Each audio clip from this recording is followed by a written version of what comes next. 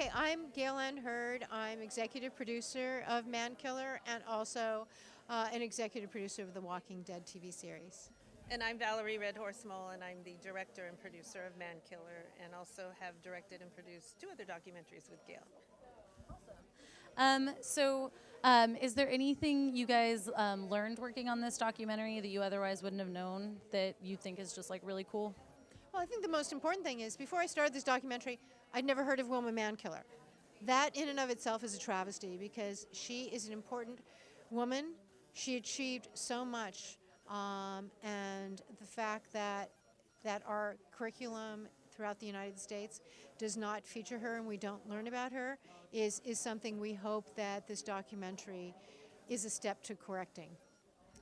And I would say I had heard about Wilma Mankiller. Obviously, I'm Cherokee, but I didn't really know everything about her character. I kind of knew the big picture. And as I dug through her autobiography and all of our research and development, what I realized is how much strength she had. And she actually empowers me now because we have long days and I'm not ill. And yet I still get tired and kind of, down sometimes. And I think of Wilma fought every single day of her life to overcome her illnesses and yet never wavered. And I just really learned from her as a role model to overcome challenges and just be a force of nature and if you want to get something done. Cool. Did you come up with the idea to make the documentary, or was it proposed to you from someone else?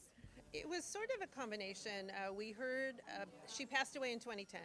And then we knew there was an independent film being made, a narrative film acted by actors, and that was sort of getting into the news. And then I was speaking to Shirley Sneevy, who had assisted with funding on our prior film, The Choctaw Code Talkers, and she's with Vision Maker Media, and the Corporation for Public Broadcasting is their funder for PBS. And she said, you and Gale have done such great work in nonfiction. Maybe there's a story here for the nonfiction life story of Wilma, and that's really what got us started. But we thought it was going to be, maybe a 2 or 3 year project, and it's been 6 years. Oh, wow. Yeah. And so you work a lot in sci-fi and horror type stuff. I know that you have the Walking Dead and the Lore TV series on Amazon. What interests you in the nonfiction stuff you're working on? My passions are history. And lore is actually nonfiction itself, so it's the factual basis for the superstitions and folklore, and also true stories of ordinary people that overcome every obstacle in their way, who make a difference in extraordinary times. Now that also applies to the fictional characters, but our other documentaries have dealt with the Navajo, who created a code during World War II in the Pacific Theater, and the Choctaw, who created a code in World War I. So we were truly honored to be able to tell the story of a really strong woman who started out as an ordinary person who doubted her own abilities and became an activist and changed the course of the Cherokee Nation.